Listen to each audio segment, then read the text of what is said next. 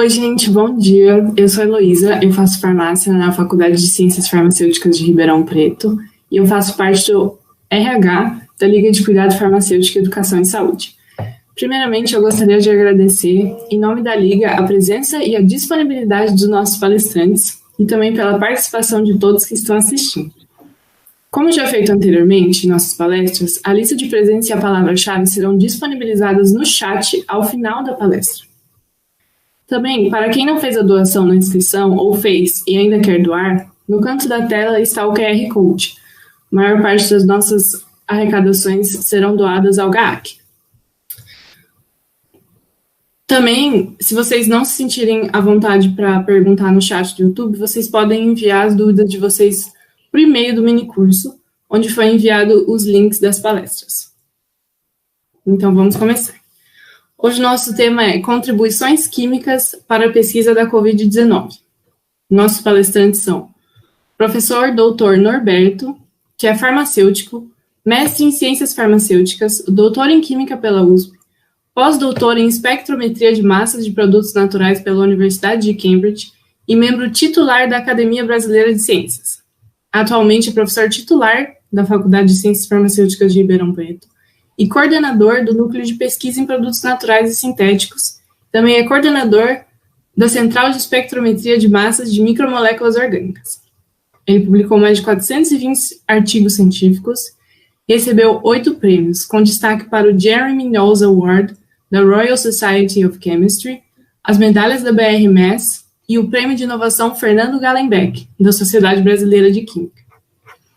Temos conosco também o professor Dr. Juliano César Klosowski, que possui graduação em bacharelado e licenciatura em Química pela Universidade Federal do Paraná, mestrado em Química pela Universidade Federal do Paraná e doutorado em Química Orgânica pela Universidade de São Paulo.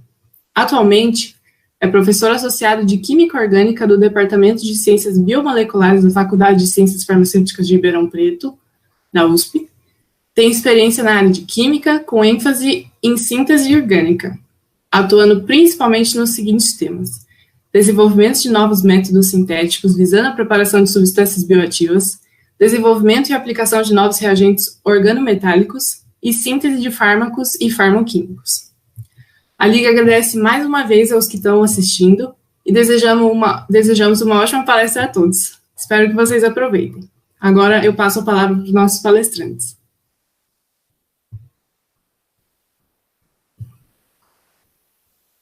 Não, o microfone estava fechado. Obrigado pelo convite para estar aqui, obrigado por essa apresentação.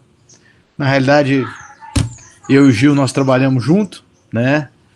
E a ideia foi tentar ter um pouquinho de duas visões onde a química pode estar contribuindo com alguma coisa no entendimento ou na remediação da Covid-19, tá? Então eu vou colocar os meus slides, se não der nenhum problema, né? Que eu sou campeão em fazer coisa errada. Permitir.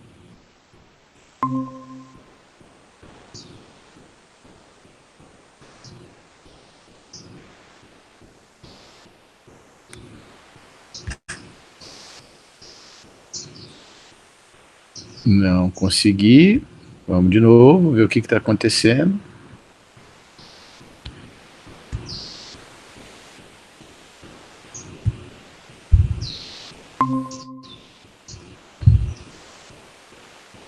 Vocês me deram acesso como palestrante?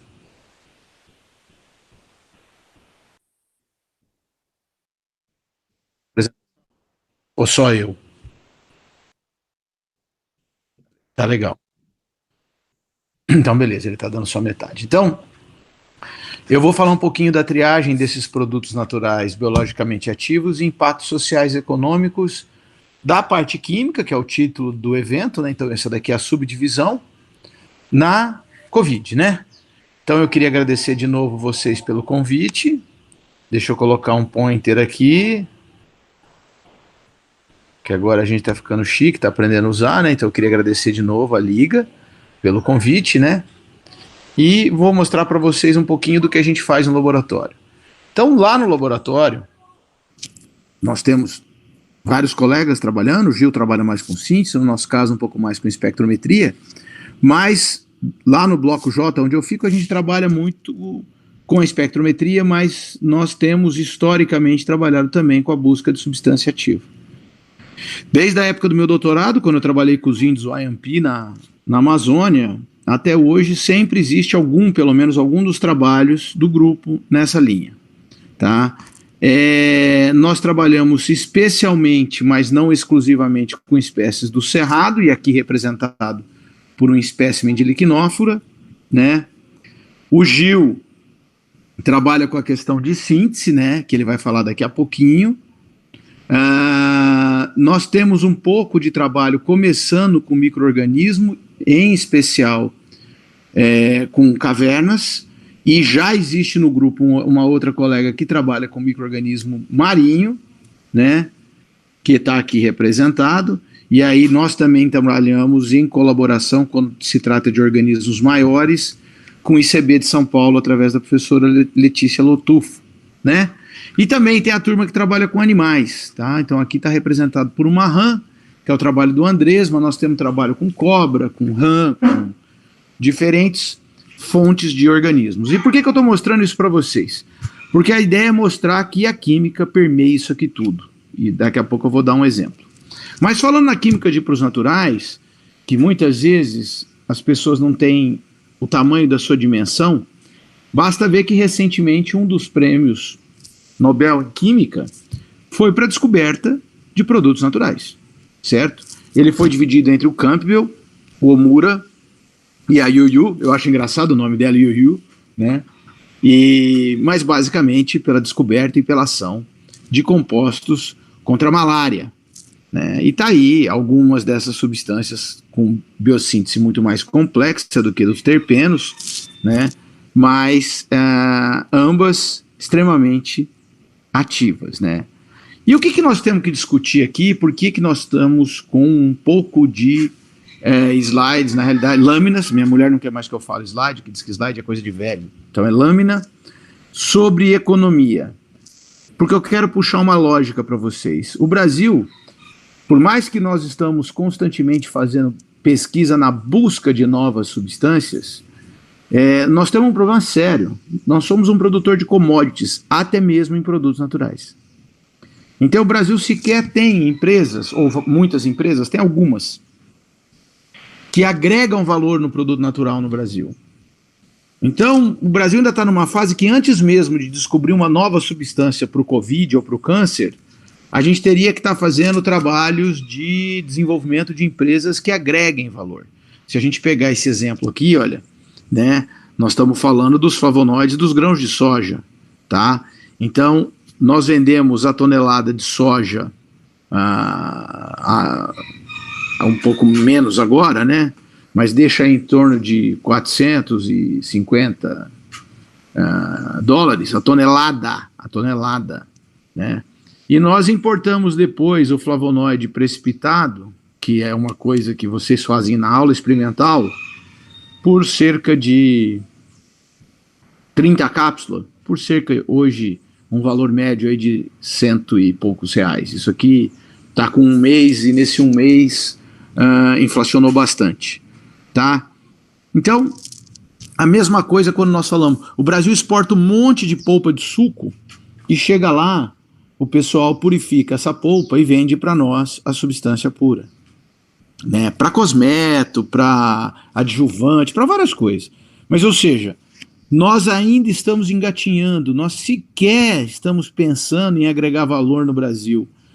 E isso acontece, é normal. Eu também, quando era estudante, quando eu era jovem, eu olhava muito lá para a coisa final, que tem se eu achar a cura disso, tal, porque isso tem um lado de competição. Mas o farmacêutico no Brasil ele é muito bem formado para isso. Então existe espaço para a criação de novas empresas e agregar valor. E hoje nós vamos mostrar para vocês, ao final, o Juliano vai mostrar para vocês, até que muitas vezes você pode pegar coisas extremamente conhecidas e tentar utilizá-las de outra maneira para resolver problemas, né? Então vamos lá. Na questão de bioprospecção no Brasil, agora eu estou falando do Brasil, né? Nós tivemos alguns programas. Nós tivemos em 1997 o ProBem, que resultou na Extracta em 1998, e aqui, para vocês terem uma ideia, é o ano que eu virei professor. Eu fui contratado em 1998, tá? Acho que a maior parte de vocês estava nascendo ou não tinha nascido, né? Com a Amazônia, que acabou não indo longe. Nós tivemos um outro grande programa em 1971, tá? Para vocês terem uma ideia como é que o Brasil é um pouco... Nós tivemos o Renorbil em 2003, que era focado no Cerrado na Caatinga, e em 1998 foi criado o Biota Fapesp, e dentro dele, depois de um bom período, foi criado o Bioprospecta, que é um programa de bioprospecção, e vou dizer para vocês que esse é um dos programas de maior sucesso no Brasil. Daqui ainda não saiu propriamente nenhum medicamento, mas já saíram alguns produtos, né?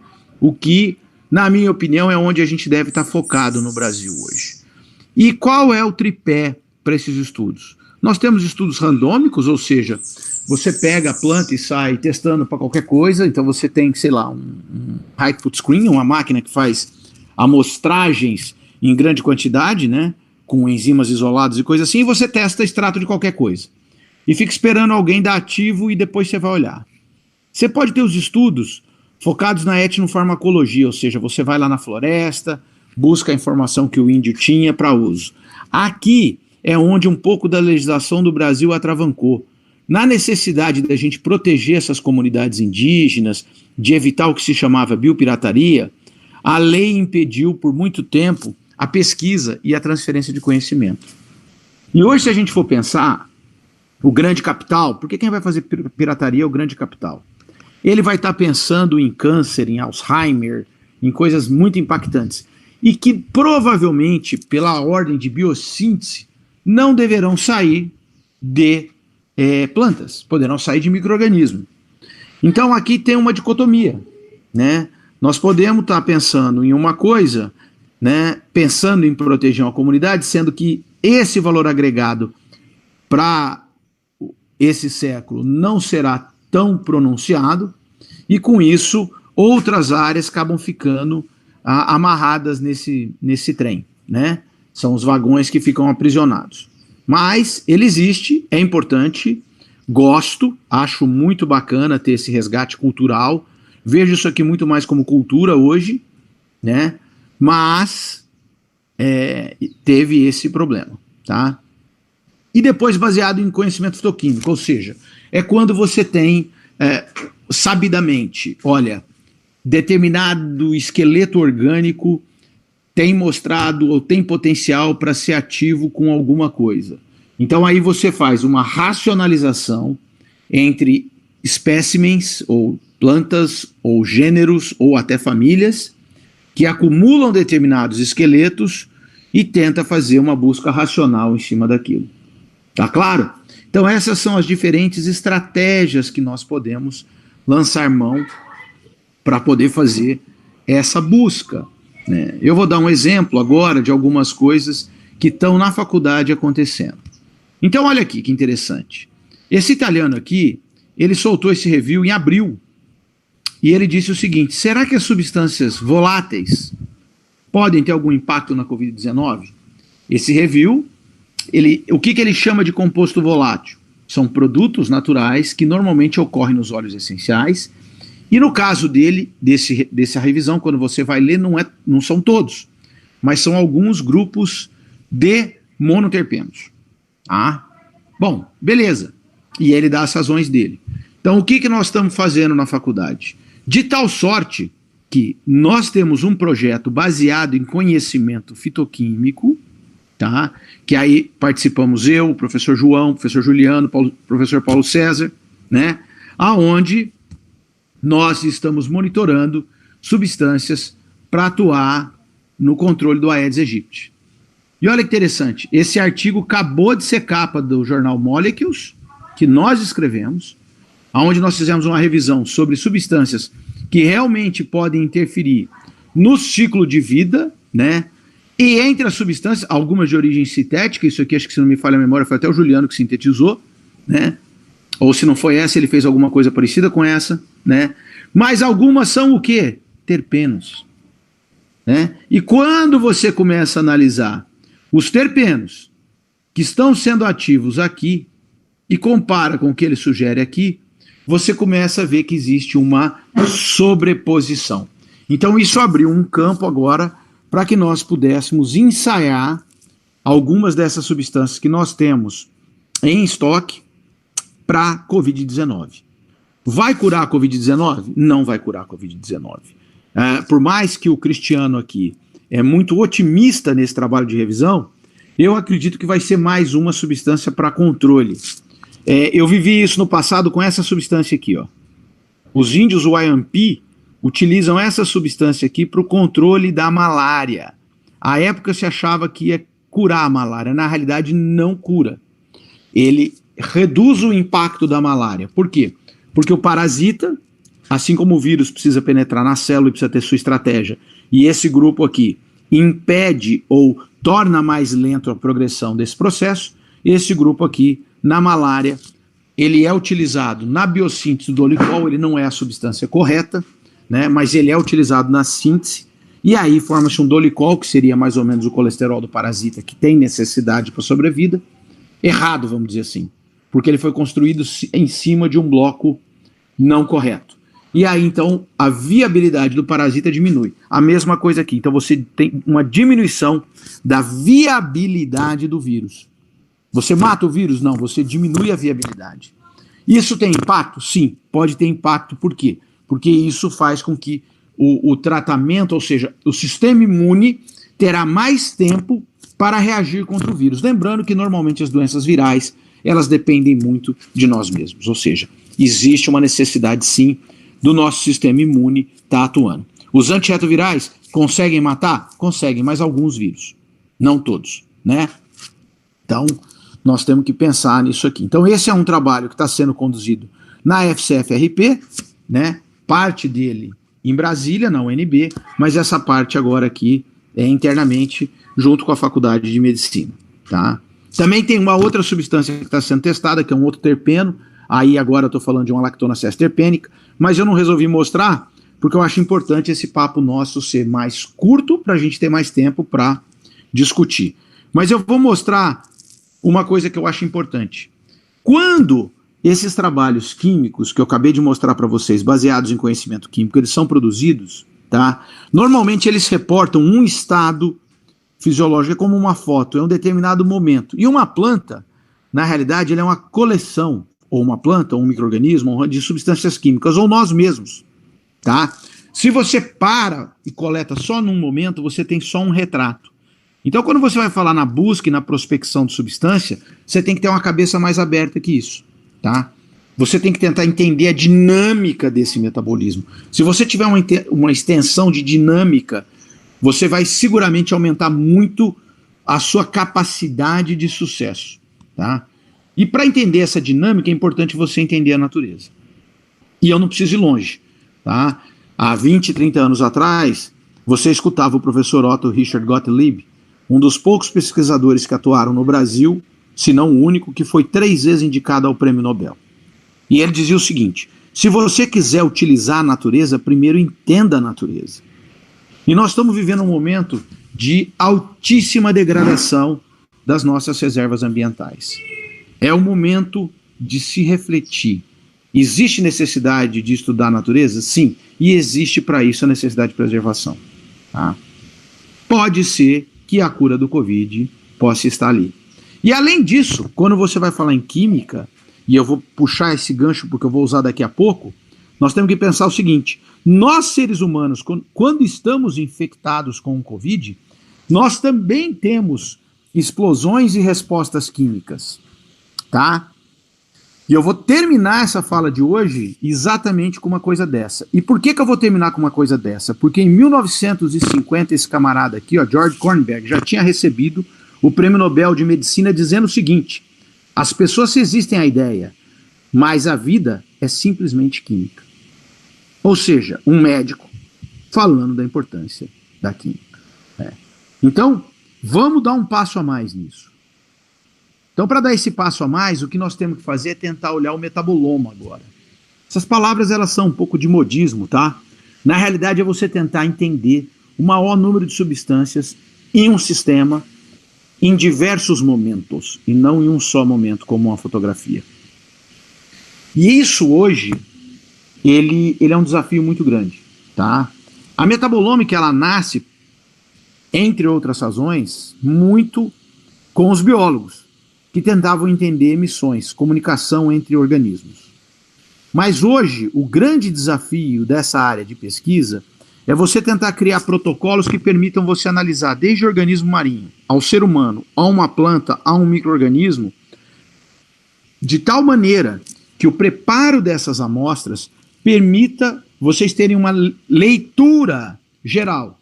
E aí é um problema. Por quê? Porque cada um quer desenvolver o seu método de extração, cada um quer desenvolver o seu método de análise. Então, por incrível que pareça, uma das técnicas mais modernas de você avaliar metabolismo de maneira geral tem como um dos fatores limitantes a amostragem. Não dá para acreditar que nós estamos em 2020 e a falta de comunicação de amostragem é um problema. Na indústria farmacêutica não é. Quem está fazendo indústria aí na graduação viu lá nos desenhos experimentais que tem todo um processo amostral para você seguir, para controlar todas as etapas de uma cadeia produtiva de um medicamento. Mas na pesquisa isso aqui, por incrível que pareça, é um entrave muito maior do que a aquisição de dados, que é algo de equipamentos caros de desenvolvimento física, né? Que é tão problemática quanto as resoluções de alinhamento e pós e pré-processamento de dados, que hoje, se eu tivesse que começar uma carreira nova, se eu fosse jovem, eu ia olhar muito para essa área de bioinformática, né? De coração aberto eu ia olhar para isso, porque isso aqui é um campo vastíssimo, né? E aquisição de dados e análise quimiométrica são mais estabelecidas. Mas vamos lá, por que eu estou falando isso? Porque eu acho que quando a gente está falando em doença, nós estamos falando, voltando naquele slide anterior, nós estamos falando em equilíbrio, tá vendo aqui o yin e yang? Nós estamos falando em equilíbrio. E para falar em equilíbrio, eu preciso entender toda essa dinâmica acontecendo ao mesmo tempo. E também não adianta eu olhar só para a metabolômica, porque se eu olhar só para a metabolômica, eu vou ter um olhar enviesado. Então, cada vez mais a gente sabe que é necessário você combinar diferentes estratégias ômicas quando você quer olhar um quadro de desequilíbrio. Por que você falou desequilíbrio e não falou doença? Porque serve para doença no ser humano, serve para um desequilíbrio de uma mata que foi queimada, como foi Ribeirão, né? Serve para vocês entenderem uma extinção de uma espécie, porque tudo isso está centrado na palavra equilíbrio, né?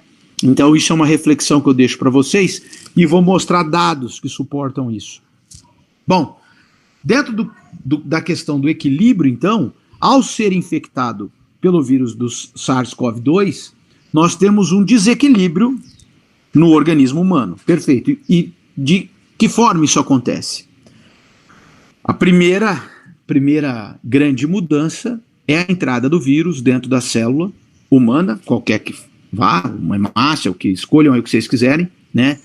Para induzir, modificar, desequilibrar o sistema de multiplicação celular e a tua célula passa a fazer cópias desse RNA viral. Perfeito? Até aí tudo bem. O que se sabe, isso aqui foi uma surpresa, hoje de manhã eu achei esse trabalho no RSC Advanced, né, que acabou de sair, que é de um amigo meu, do Valdir, do Rio de Janeiro, professor do Instituto Militar de Engenharia, né, fez doutorado na UFRJ, não é militar, né, ele é químico, mas trabalha no IME, né, e olha que coisa interessante, algumas substâncias, alguns produtos naturais atrapalham essa entrada do vírus. Então agora aqui nós podemos olhar com dois viés. A química de produtos naturais, agora que eu estou falando, ela pode ter duas funções aqui. Uma, nós tentarmos buscar novos ativos. Dois, colaborar para entender por que determinados grupos populacionais podem ter diferenças. Por quê? Porque parte dessas substâncias eu encontro aonde? Na dieta. Então pode acontecer da dieta ter reflexo? Vamos ver isso já já, tá? Então vamos primeiro olhar isso aqui. Desculpa, antes de mais nada, tá vendo aqui? Quinonas, esse grupo funcional. Esse grupo funcional é muito ativo contra, né? Aliás, esse grupo, não um grupo funcional, né?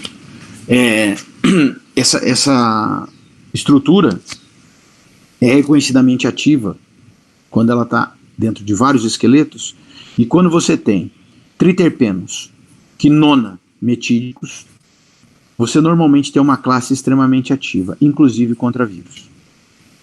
Nosso grupo vem trabalhando na biossíntese de quinonas metílicos, principalmente derivados da maitenina. Está aqui. Isso aqui é de maitenos ilicifora. Então nós estudamos a biossíntese, a rota biosintética, como isso se forma e aonde acumula. E agora nós estamos começando a ensaiar essas substâncias. Por quê? Porque o nosso colega Marcelo Baruffi percebeu, com um primo desse aqui, né, a atividade sobre o vírus. Então, isso aqui também é um outro resultado. In-house, né, ou seja, dentro da Faculdade de Ciências Farmacêuticas, mostrando o potencial dessa família. Nós já sabemos como é a biossíntese, nós já sabemos aonde cada um desses caras acumula em maior quantidade nas plântulas e raízes, e aí para nós raiz tem um interesse um pouco maior, por quê? Porque os nossos colegas da UNAERP têm cultura de raízes, e nas raízes isso acumula.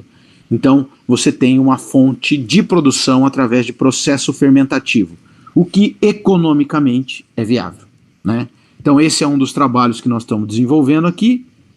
E voltando então, deixando a ideia dos terpenos quinona metídicos, eu quero chamar a atenção para esses dois grupinhos aqui, para as flavonas e para os flavonóis, tá?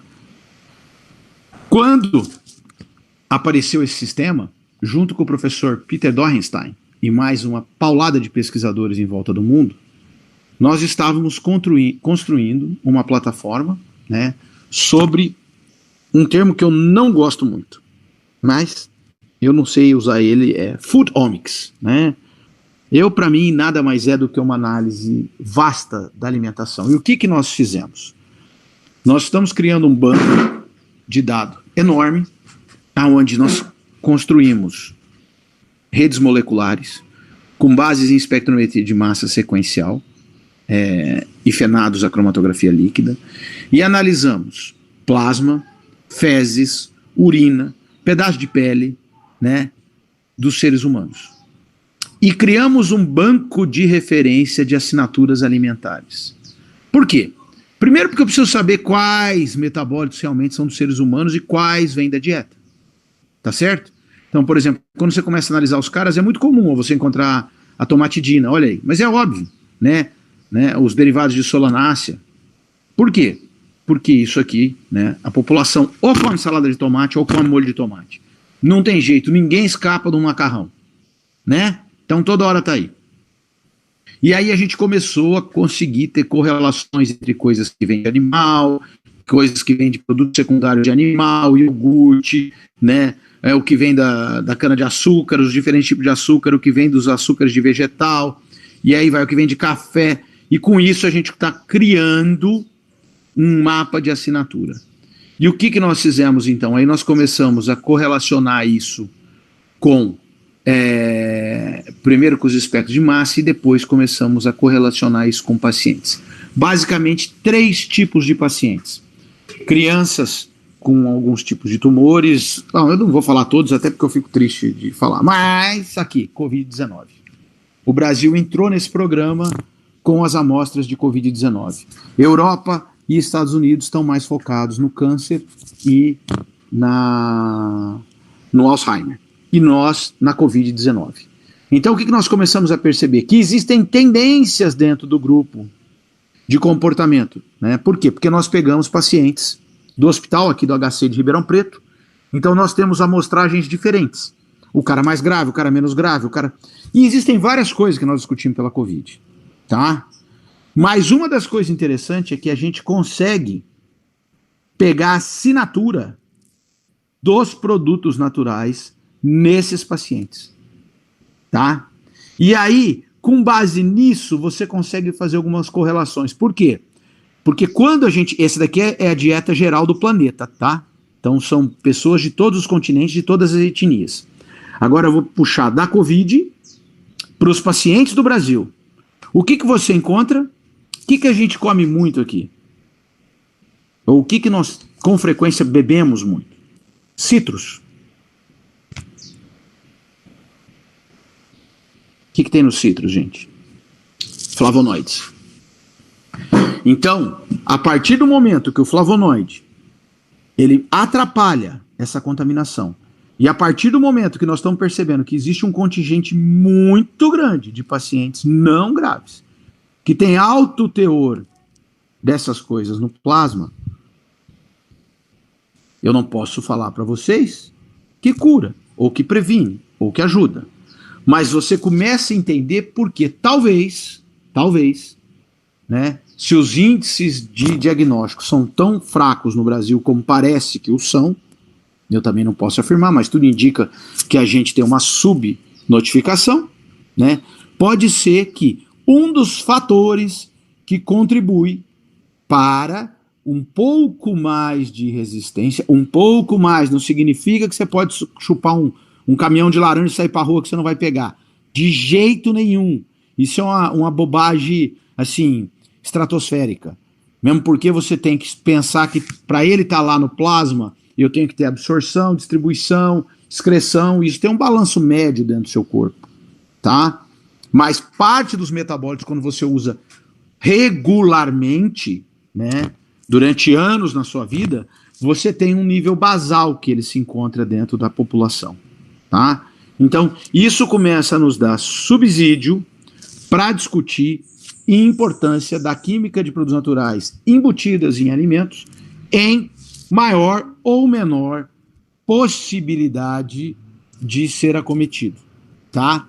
Isso ainda está começando, esse é o primeiro trabalho, ele está em pré-print no céu, vamos torcer para sair. O que eu entendo hoje, então, para desafio de pesquisa no Brasil? Por que eu pulo isso? Antes de dar a palavra para o Juliano, eu quero mostrar duas últimas lâminas para você. A pesquisa no Brasil, né, ela tem que um desafio. E rápido, porque a gente tem que até mostrar isso para a sociedade. Ela tem que ser mais impactante no setor empresarial. Tá na hora da gente pensar nisso, não tem como. Tá? E para a gente poder ter qualquer forma de colaboração, tá na hora da gente começar a entender a indústria nacional. Não adianta reclamar que a indústria nacional é isso, é aquilo, que a indústria nacional não quer investir. Vamos tentar entender. Nós estamos na academia para estudar. Portanto, deve partir de nós buscarmos ou criarmos estratégias para trazer isso perto.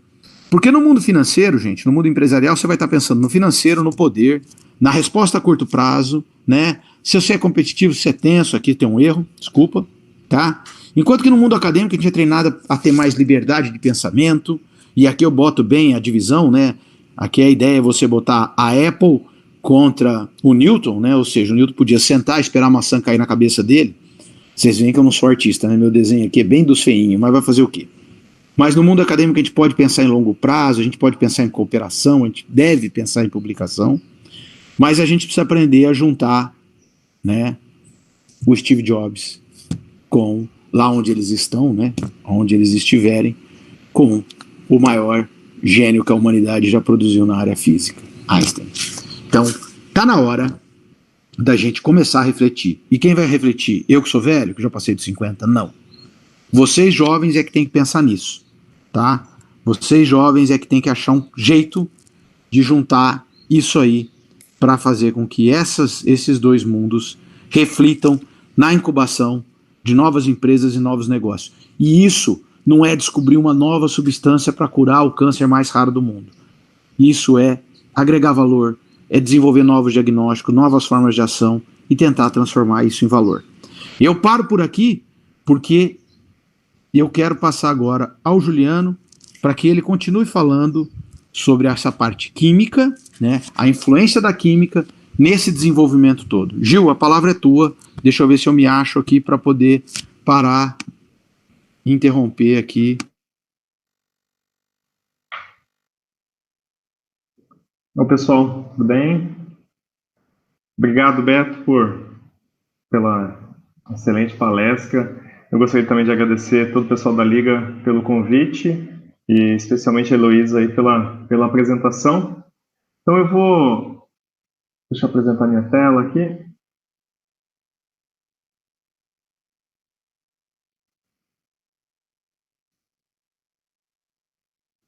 Okay. Bom, então Beto falou de forma brilhante aí a respeito do papel, né, da química, principalmente da química de produtos naturais, né, de todas essas possibilidades, né, de pesquisa, muitas das coisas que o grupo tem feito nessa área de pesquisa. E eu vou tentar trazer para vocês um pouco da contribuição da síntese nesse processo, né.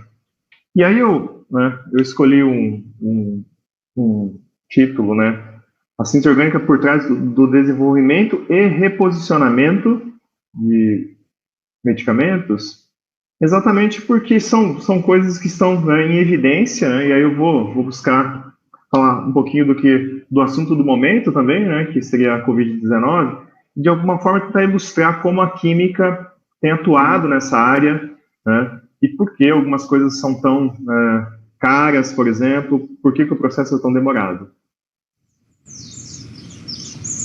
Gil?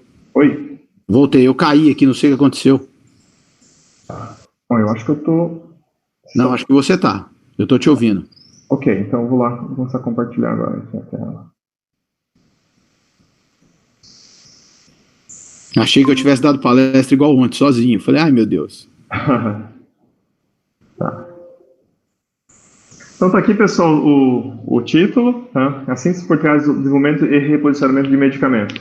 Então, quando a gente olha para uma situação como a que nós estamos vivendo, né, de espera, né, por um fármaco, por um medicamento, por uma vacina, né, nós que atuamos, né, na área, né, de desenvolvimento de produtos, né, de fármacos, nós sabemos que esse não é um caminho fácil, né, e a minha ideia é mostrar para vocês de alguma maneira como a gente tem buscado alcançar, né, esse objetivo, e também para discutir um pouquinho com vocês, né, eu acho que é uma coisa que muitos de vocês já tiveram que responder, né, mesmo como alunos, né, por que demora tanto para desenvolver um medicamento, né, por que vocês aí como farmacêuticos, né, seus tios, mas olha, vamos lá, Marcela, Heloísa, né, por que vocês não vão lá no laboratório e não desenvolvem um medicamento, né, para nos ajudar?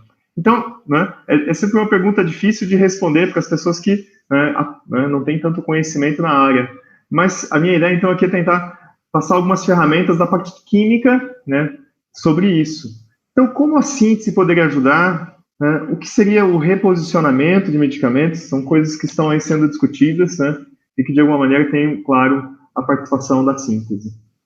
E dentro desse aspecto, né, de química orgânica, lá no curso a gente discute muitas reações, né, químicas, mecanismos, né, e exatamente essa química orgânica ela tem uma série de aplicações diferentes, né, na área de materiais. Então a gente vai encontrar química orgânica em todos os momentos, né, da nossa vida, desde o momento que a gente acorda, a gente vai escovar os dentes, de manhã a gente está trabalhando com produtos químicos, muitos dos quais químicos orgânicos, e isso vai, né, para a parte de alimentos, como o professor Norberto apresentou, os medicamentos que a gente acaba usando, né? Então, isso tudo vem de pesquisa, e no caso, né, dos medicamentos, dos fármacos, né, vem de ferramentas, né, que nós chamamos da química medicinal, e muitas delas, né, têm a química orgânica como parceira. Então, desde, né, explorarmos a química dos produtos naturais, né, e aqui eu estou colocando tanto do aspecto da química de prospecção de produtos naturais, que o professor Norberto colocou muito bem, até a você conseguir buscar formas de produzir esse produto natural de maneira mais barata ou de maneira que você não tenha, né, um impacto no ambiente, né? Então, você tem lá uma substância que está presente em uma planta, né, da floresta atlântica. Então, nós precisamos agora produzir essa substância ao invés de extrair. Então, nós conseguimos, com isso, preservar a floresta. Então, nesse aspecto todo, nós temos essas ferramentas. E temos ferramentas mais novas, por exemplo, a síntese orientada pelo alvo, né? Então o alvo molecular, Hoje em dia nós temos técnicas computacionais, então temos visto isso, né, em que nós conseguimos prever como seriam interações, né, com biomoléculas. Então, com base nisso, desenhamos alvos e vamos, né, avaliar isso. A síntese pela diversidade, então, quando nós, né, conseguimos, então, criar um grande número de substâncias, e aí nós aumentamos as chances, né, no momento de avaliação, de alcançar o resultado, e pela biologia. Então, a química orgânica, a síntese orgânica, ela é parceira, né, em todo esse processo. E aí, dentro desse, né, do papel da química no desenvolvimento de um medicamento mesmo, nós temos etapas que eu acredito que todos vocês já ouviram falar, né? Então, nós temos essa avaliação inicial, que é chamada de pré-descoberta, onde nós buscamos o tal do HIT, né? Que seriam, né, algumas substâncias que teriam, né, algumas propriedades interessantes que poderiam ser, então, exploradas, né? E dentro de um programa como esse, normalmente você precisa, na etapa inicial, né, a partir da ideia de você desenvolver um fármaco, né, você tem aí que preparar de 5.000 a 10.000 substâncias. Então, vocês vão lá no laboratório de química orgânica, né, numa aula prática, e preparam um composto, ou às vezes preparam um intermediário, e na próxima aula vocês vão terminar a síntese. Então, imagine vocês fazerem isso 10.000 vezes, né? Seria mais ou menos, né, o que nós estamos falando numa etapa inicial de triagem. Isso para a gente passar por uma avaliação pré-clínica, né, e fazer os primeiros ensaios in vitro, né, você precisaria de 250 compostos para chegar e aí em torno de 10 compostos já numa parte de avaliação clínica, onde nós provavelmente teremos que voltar, né, a trabalhar. Então, você seleciona 10 compostos e, com base nos resultados, você deve voltar, às vezes, e preparar novas bibliotecas de compostos com o objetivo de melhorar as propriedades e tudo mais. Então, isso tudo é um processo extremamente longo, né? Então, nós estamos falando de 10 a 15 anos, né? E que custa bilhões de dólares, né? E talvez fique fácil, é mais fácil para nós que atuamos na área, falar sobre isso e entender isso, né? Então, quantos farmacêuticos eu preciso para sintetizar 10.000 compostos, né? Então, vamos pensar nisso. Quantas pessoas altamente qualificadas e por quanto tempo, né, elas terão que trabalhar só na parte de síntese, fora as outras áreas, né? Exatamente essa parte de clínica, que é caríssima, né? Então, nós temos aí um processo caro e um processo longo, né, em que, né, os profissionais farmacêuticos estão presentes, né, em praticamente todas as etapas. E não é, na etapa química não é diferente. É exatamente por isso que a gente tem buscado sempre, né, dentro do curso de farmácia, né, valorizar e demonstrar a importância da química. Então, dentro desse processo, nós temos, então, aqui um pouquinho mais resumido, essa etapa de síntese dos candidatos, né, identificação e síntese.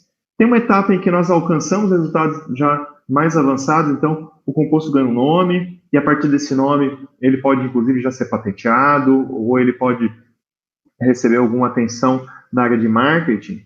Mas dentro de todo esse processo, ainda faltam algumas etapas, e uma delas, que é crítica, é o desenvolvimento do processo químico.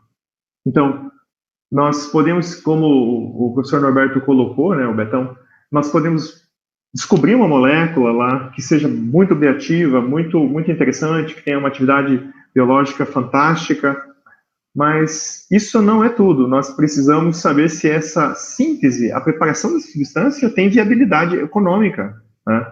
Eu vou conseguir produzir essa substância exatamente a um preço adequado para que ele possa ser acessível à população, aos pacientes. Então, todo esse processo é um processo complexo, né? E todos eles têm desafios. E a química, ela, de uma maneira, está presente em todas as etapas, mesmo depois do lançamento. Por quê? Porque depois do lançamento, e quando você já está com o produto no mercado, se você detém a patente, você tem que trabalhar para conseguir, né, buscar a aplicação dessa substância no período de patente, mas você sabe que em breve você terá competidores, moléculas similares que poderão ser lançadas. Então o custo, né, do medicamento, o custo da produção, ele precisa estar adequado e ser competitivo. Então, mesmo depois do lançamento, você tem trabalhos que buscam aprimorar o processo, principalmente o processo químico, né, que vai tentar alcançar aí sempre um preço mais baixo, né, para que seja mais competitivo. E além todo esse processo, né, que eu estou tentando mostrar para vocês, de como, né, um medicamento pode chegar no mercado, desde lá a síntese dos primeiros candidatos, nós temos ainda situações emergenciais, né, que é o que nós temos aí observado no caso da Covid. Né. Então, quando eu olho, né, para o slide, né, para a lâmina anterior, e eu vejo que eu tenho lá a possibilidade de, né, que eu teria que sintetizar 10 mil compostos e que eu precisaria de 10 a 15 anos, né, para desenvolver um fármaco, eu percebo que isso é totalmente inviável, né, no caso da situação emergencial que nós estamos vivendo. Né. E aí, com base nisso, nós temos visto na literatura, nos jornais, na TV, no Facebook, né, nas redes sociais, né, exatamente discussões a respeito, né, de uso de substâncias, né, que foram desenvolvidas para outros fins, agora sendo avaliadas no caso da Covid. Então, isso não é apenas, né, o caso de substâncias sintéticas, né, como a gente percebeu, o professor Norberto apresentou para vocês, produtos naturais que, se você for buscá-los, né, a respeito pelo nome, você vai descobrir que você já em algum momento teve foco em estudos diferentes, né, por exemplo, para outras doenças, né, e que agora existe esse conhecimento surgindo, emergindo, da possibilidade de você ter proteção, né, no caso, né, de uma invasão do vírus. Então, isso é interessante, no caso dos medicamentos mesmo, isso tem acontecido, isso desde o começo, então, sabia-se que nós estávamos tratando de uma doença grave, né, que teve um impacto grande desde o começo, né, onde ela surgiu. Então, houve uma corrida e existem centenas de substâncias sendo testadas com relação ao reposicionamento. Que seria você buscar uma aplicação, né, esse termo, uma aplicação nova, uma aplicação diferente para uma substância que já foi aprovada para outro uso clínico ou que em algum momento esteja sendo estudada, porque não necessariamente a substância tem que estar aprovada, né? Que é o caso do Remdesivir, uma substância que, na verdade, estava em fase de desenvolvimento quando entrou em estudo de reposicionamento. Tá? Então, nós temos aí alguns, né, antivirais, né, que são usados, né, por exemplo, em associação, aqui no caso, contra a AIDS, e alguns já eram usados, né, contra a influenza, sendo avaliados. E aí eu gostaria só de falar um pouquinho a respeito disso, né? Então, qual seria o papel da síntese, da química orgânica sintética nesse ponto, nesse momento de um estudo de reposicionamento? Então, isso vai depender sempre, claro, de qual estágio de desenvolvimento que você tem no fármaco. Então, se nós temos aí, por exemplo, a cloroquina, né, que foi aspirada no começo, nós temos um medicamento mais velho, né, cuja síntese é conhecida, já foi aprimorada, e você tem, claro, locais de produção ao redor do mundo, exatamente por conta da malária, né? Então, mesmo no Brasil, nós temos aí, né, plantas que não produzem, né, o ativo, mas produzem, né, o medicamento. Então, você tem situações desse tipo em que você já tem um desenvolvimento e tem empresas ao redor do mundo que produzem a substância, né? Então, você tem como agora, né, suprir o mercado. Agora, você tem situações em que você tem uma substância, que é o caso do Remdesivir, em que, na verdade, a substância não estava sendo, o medicamento não estava sendo usado, né? Ele estava lá em estoque da empresa, e aí houve a necessidade de você produzir material para avaliação clínica, né? E tem substâncias que são candidatos interessantes, antivirais, em que há necessidade de produção pré-clínica. Então, eu gostaria de mostrar para vocês essa diferença. Então, de você já ter alguma substância no mercado, de você ter uma substância que já foi desenvolvida, mas que precisa ainda de uma avaliação clínica, e alguma coisa diferente que seria anterior ainda, no caso da pré-clínica. E isso tudo, claro, numa situação emergencial. Além de todo esse processo químico que é necessário ser entendido, né, ainda nós temos a questão de patentes, né? A questão de propriedade intelectual que aparece nesses momentos, também é o caso do Remdesivir, né? E exatamente uma parte de legislação, né, regulatória. Então, vocês todos sabem, né, que para que você faça uso de um medicamento, compre um medicamento na farmácia, você precisa, né, que os órgãos regulatórios aprovem, né, tanto a venda quanto a produção. Então, isso tudo tem, né, um custo, tudo um tempo financeiro para as empresas, né, para que elas consigam essas aprovações. E tempo é exatamente o que nós não temos, o que nós temos menos no caso da Covid. Quando a gente vê aí perto de 1.000 mortes só no Brasil por dia ocorrendo. Então, só para mostrar para vocês como o caso do Remdesivir, que é um estudo de caso, uma ideia de como todo esse processo, como a química está envolvida. Então, o Remdesivir foi uma substância que foi desenvolvido lá em 2009 como um antiviral com amplo espectro de atuação. Então, a ideia seria você sintetizar uma substância que tem características farmacológicas interessantes, então vamos buscar aí agora avaliar. E, inicialmente, foi desenvolvido para hepatite C. Mas, com a epidemia de ebola na África, essa substância foi já reposicionada. Então, houveram estudos de reposicionamento frente ao ebola que falharam. Isso é importante dizer que eles falharam em termos de eficácia nos testes clínicos. Mas, dentro dessa correria que nós tivemos por conta da Covid, essa substância acabou entrando também nas triagens frente ao novo coronavírus, e a partir de resultados, principalmente dessa instituição, que é o National Institute of Allergy and Infectious Disease dos Estados Unidos, em que eles perceberam uma redução de internação de 15 para 11 dias em pacientes graves que foram administradas, que tiveram a administração do Remdesivir, e uma redução na porcentagem de óbitos de 11,6 para 8. Então, com base nisso, essa substância foi aprovada para uso emergencial contra a Covid-19 pelo FDA.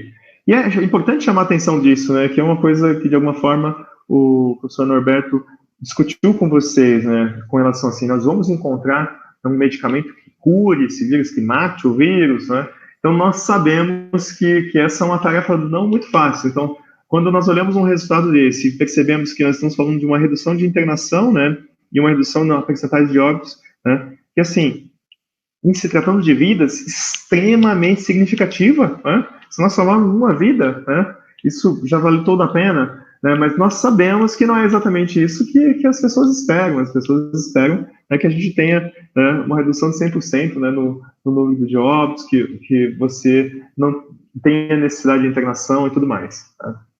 E aí, aqui só para mostrar para vocês, que com base nesse resultado, para a gente entender a complexidade do que nós estamos vivendo, o FDA acabou aprovando o uso em pacientes que são hospitalizados em condição crítica.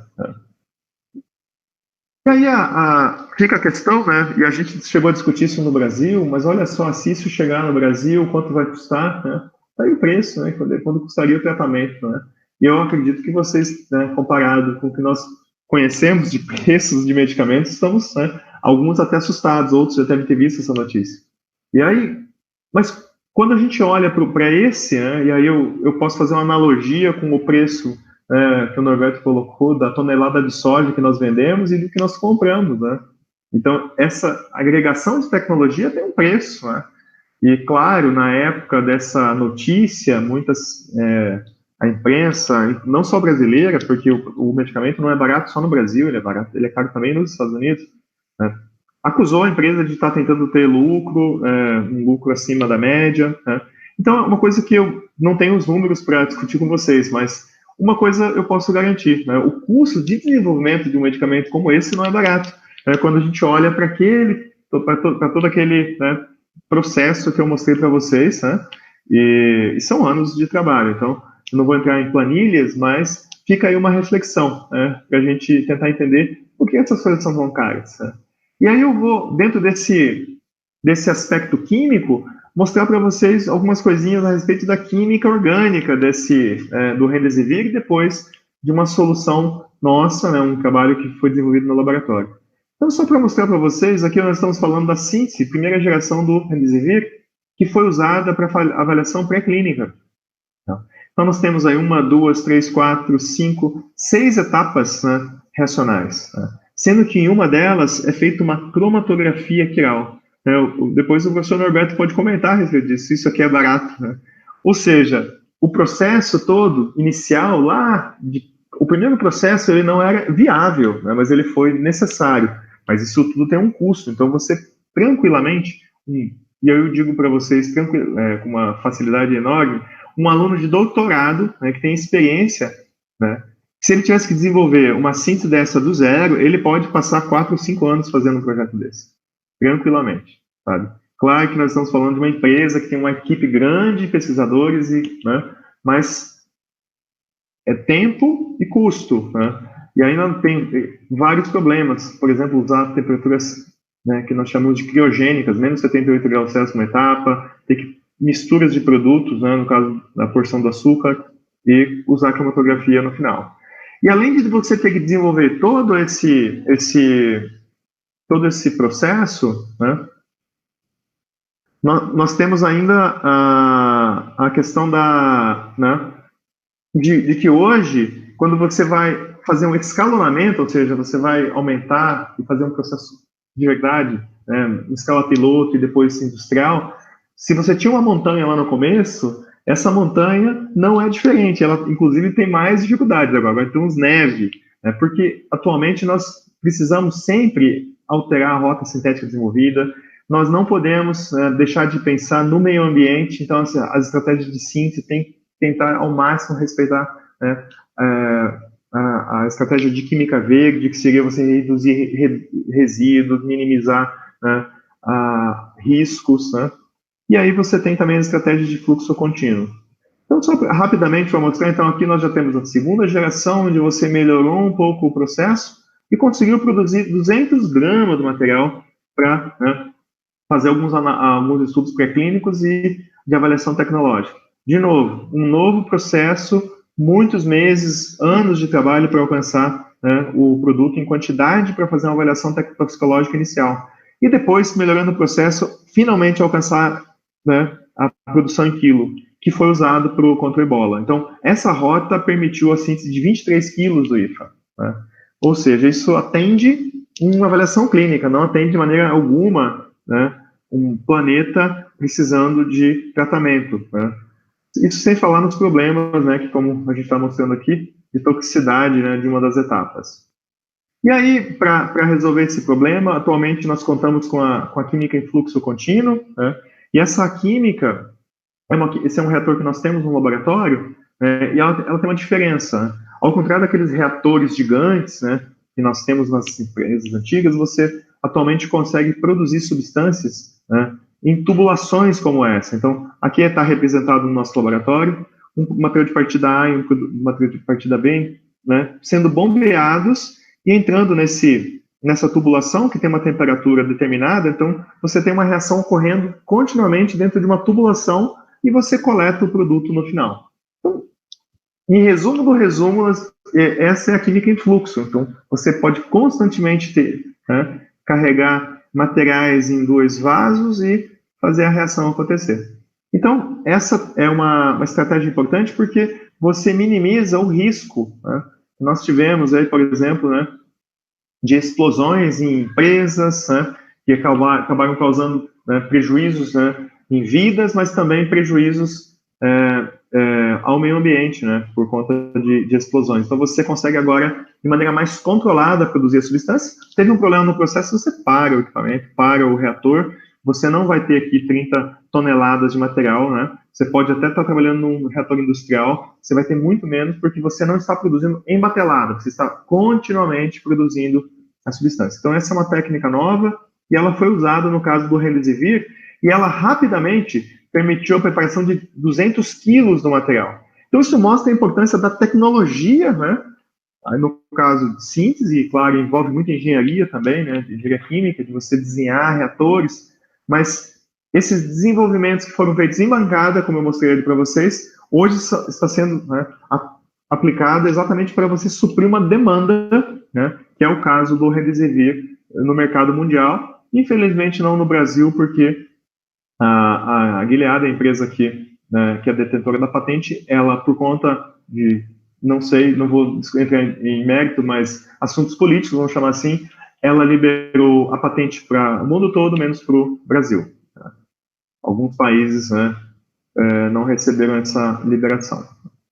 Bom, Aqui eu tenho para vocês, então, um estudo que foi feito no laboratório com base no reposicionamento. Então, nós trabalhamos com o tenofovir, que é um medicamento usado por pacientes de HIV e hepatite B, disponível no SUS, né? Então, esse é um trabalho, de acordo com o que o professor Norberto colocou, é que nós estamos buscando, de uma forma, trazer, né, essas inovações, produzir substâncias de maior valor agregado no Brasil, não apenas vender, né, commodities e comprar tudo. Então, essa é a ideia desse projeto. Nós começamos esse projeto há alguns anos, com o apoio da FINEP. Foi um projeto em parceria com empresas que são incubadas aqui no campus, né, no Parque Tecnológico aqui de Ribeirão Preto, que fica aqui dentro do nosso campus, né? E a ideia foi desenvolver, então, um processo verticalizado, ou seja, a gente buscar a síntese total do medicamento no Brasil, nacionalizar a síntese desse medicamento, que é um medicamento, né, desse fármaco, no caso do ingrediente ativo, né, que é tão importante para o Brasil, né? Nós temos aí programas no Brasil, né, do SUS, né, que atendem de graça os pacientes de HIV. Então, mas infelizmente nós gastamos muito dinheiro comprando os ativos. Então, aqui para mostrar para vocês rapidamente como que um projeto desse é desenvolvido, como eu mostrei para vocês lá, a gente faz a síntese em escala laboratorial primeiro. Aqui, claro, já um pouquinho maior do que nós estamos acostumados.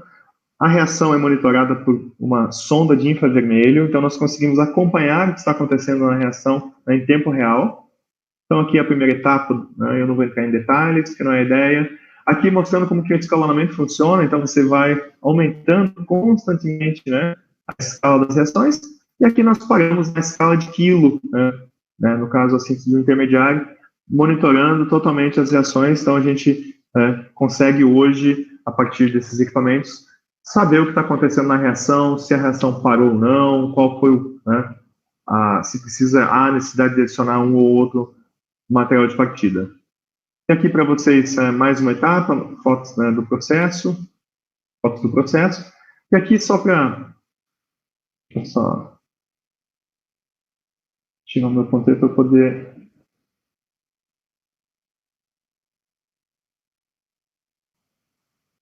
não consegui, deixa eu ver se eu consigo. Aí. Então, esse é o reator funcionando, né?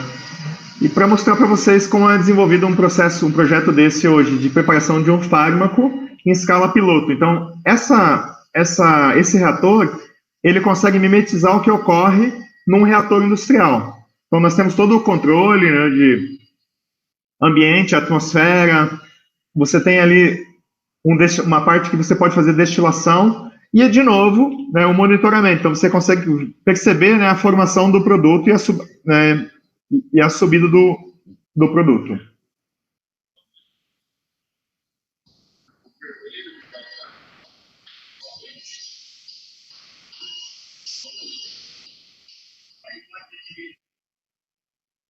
Bom, assim como resultado desse estudo, nós conseguimos otimizar o processo, né? Também não vou entrar em detalhes da parte química, né? Mas maximizando a eficiência de reações, né? Aumentando a eficiência energética, diminuindo a formação de subprodutos derivados, né, com análise em tempo real. Eu deixei isso aqui em verde porque isso tudo está contemplado dentro, né,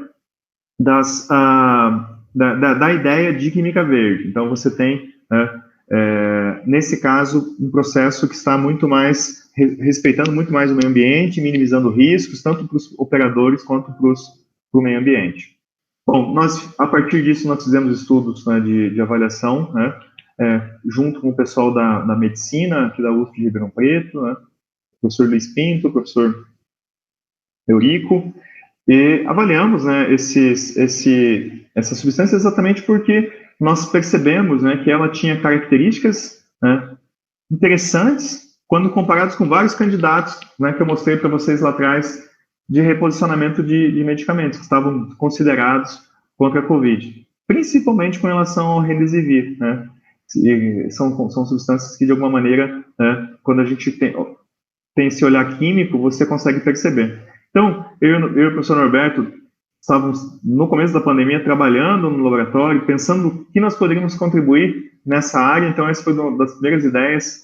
E com relação ao tenofovir? Vamos pensar a respeito dele, porque tem outros antivirais que têm esse tipo de característica estrutural, né?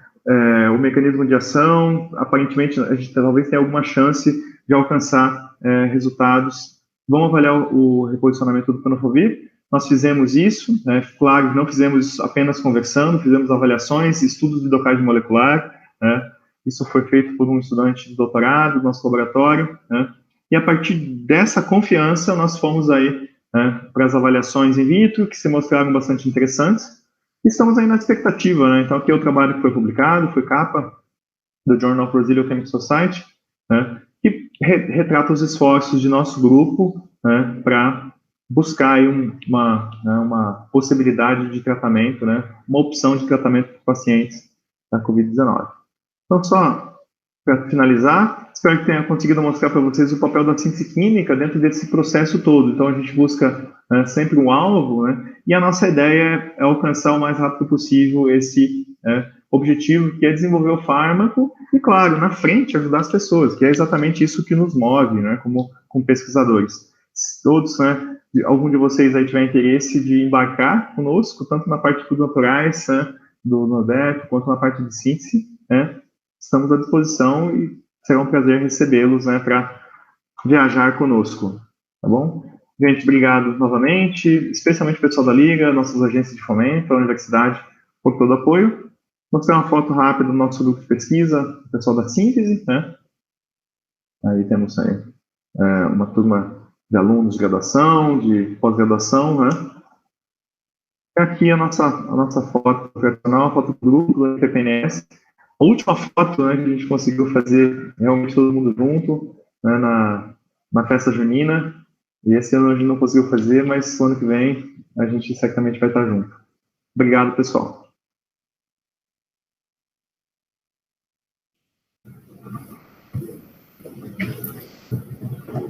Ótima palestra, professores. Foi muito boa. Eu tenho certeza que todo mundo que está assistindo adorou.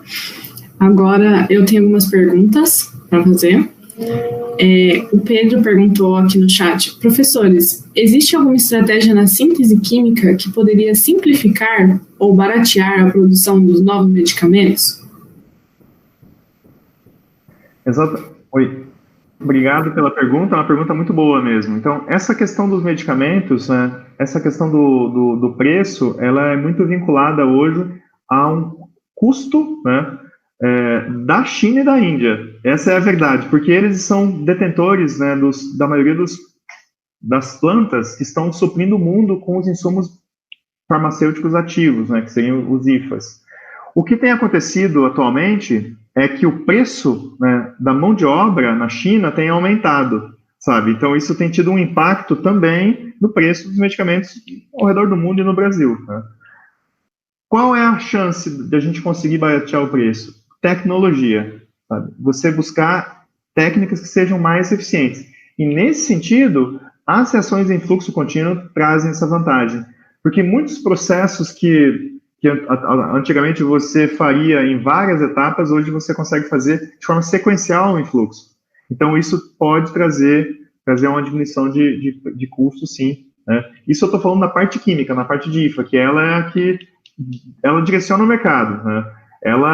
Você não consegue, muitas vezes, alcançar preços mais baixos no Brasil, exatamente porque você paga por insumos muito caros no exterior, tá? E uma outra coisa é a gente fazer isso no Brasil, né? E aí eu estou falando em termos de Brasil, seria nós nacionalizarmos as sínteses, porque nós importamos tudo, nós pagamos taxas, nós pagamos pela tecnologia dos outros. Então, se a gente tiver uma tecnologia nacional operando, usando insumos nacionais, certamente a gente tem chance de alcançar esses preços mais baixos, que todos nós queremos, porque nós sabemos que isso é um problema para a sociedade, principalmente para as pessoas que mais precisam, né? Perfeito. Agora eu tenho uma pergunta para vocês. Como algum medicamento entra para testes de eficácia contra alguma doença? Por exemplo, como e por que a cloroquina começou a ser estudada para ter eficácia contra o coronavírus? É melhor você, Beto. Então vamos lá. Na realidade é o seguinte, a cloroquina, ela já é usada numa série de controles em estudos com vírus, entendeu? Porque é sabido que a cloroquina in vitro ela inibe a penetração do vírus na célula, tá? Então isso já é conhecido. Então eles partiram daquela história de você ter um conhecimento. Vamos ver se ela vai funcionar em humano. Tanto que no primeiro momento, o trabalho do grupo francês, se não me falha a memória, deixou a comunidade científica muito otimista. Tá? Mas a coisa não se refletiu no ser humano, que não é exatamente igual o ensaio in vitro, né? Então aí você começa a usar. Quando é uma pandemia, você pula etapas, né? Então você não discute a questão da eficácia em várias etapas, você já vai direto, porque é um reposicionamento, aí o Juliano já explicou e ele é infinitamente melhor que eu para falar disso.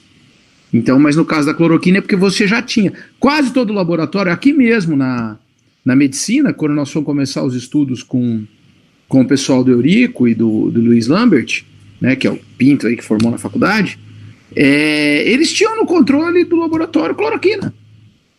Então, assim, não era nada inesperado. Deveria ser uma das primeiras a ser tentada, e tentaram e não deu certo. Simples assim.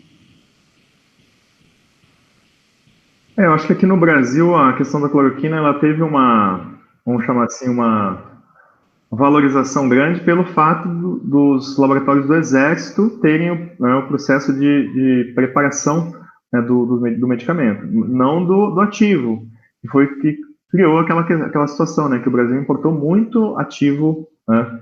Então ele tinha uma quantidade, o Exército tem essas ações na Amazônia, então você precisa desses, né, antimaláricos ou substâncias desse tipo, então você tem, o laboratório do Exército tem essa tecnologia, esse know-how, né, vamos chamar assim.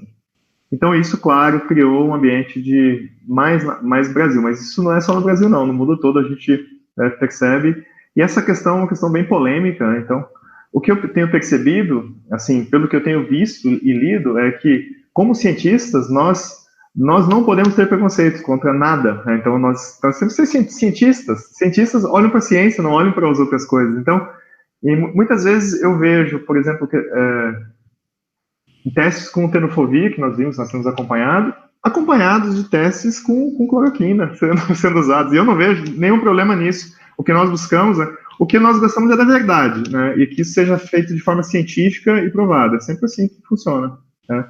Então, a gente torce para que tudo funcione, né? Mas a gente sabe que não é bem assim. Então, a gente tem que buscar exatamente, né, por ciência, né, usando os protocolos científicos, alcançar aquilo que, na opinião científica, traz os melhores resultados, né? Perfeito, muito obrigada. Agora tem a pergunta do Pedro também. Ele perguntou: Betão, você disse que a missão das próximas é adunir o conhecimento acadêmico com as relações empresariais. O que falta para nós alunos aprendermos para que isso seja algo natural daqui para frente? Olha, interesse, buscar esse tipo de informação. Por exemplo, eu sou de uma geração que era até proibido falar isso, certo? Você falar isso dentro da universidade era crime, tá? Era muito mal visto. E eu fui buscar, fui aprender, né? Por isso que já nasceu esse tanto de empresa aí do grupo, né? O Juliano, nós gostamos. A questão é buscar, é sair da zona de conforto um pouco, entendeu? Tem hora que eu sinto, e eu também já fui aluno, também já fui assim, que uma faculdade, muitas vezes ela nos pega como um terceiro grau. Ou seja, a grande maioria de nós, quando estamos alunos, você está pensando que você tem que tirar nota nisso, nota naquilo, nota no outro aquilo. Você está pensando em objetivo imediato e não em formação, que não é a mesma coisa. Então existe, por exemplo, a Gessiane ali na FEA, ela todo ano oferece curso e ela manda e-mail para a nossa graduação e você conta na mão, 2, no máximo 3 alunos da farmácia que demonstram interesse em aprender essas coisas, né? Então, Pedrão, eu acho que é por aí, é o interesse, né? Não é a faculdade de farmácia que tem que fazer isso, e sim o indivíduo. Por isso que eu, quando fiz a provocação, eu conclamo que tem que ser as pessoas. As pessoas têm que pensar nisso. Porque uma instituição de ensino, ela te ensina teoria. Interesse para quebrar e desbravar, não tem receita de bolo. E nem deveria ter, senão todo mundo faria inovação. Caiu ou estamos aí ainda? Estamos aqui ainda. Ela Eu parei a apresentação, tinha assistido. tá legal, então foi isso. Então, eu acho que é isso, a gente não tem mais perguntas. Eu gostaria de agradecer novamente em nome da Liga, os nossos palestrantes. A palestra foi ótima, muito enriquecedora para mim e para todo mundo que está assistindo, eu tenho certeza. E é isso. Muito obrigada pela oportunidade. E agora a gente vai liberar a lista de presença no chat. E a nossa palavra-chave do dia é descoberta. E é isso, gente. Muito obrigada pela presença e um bom final de semana para vocês. Para todos nós. Tchau, gente. Abração a todos. Obrigada. Pronto, saímos, né? Tchau. Sim.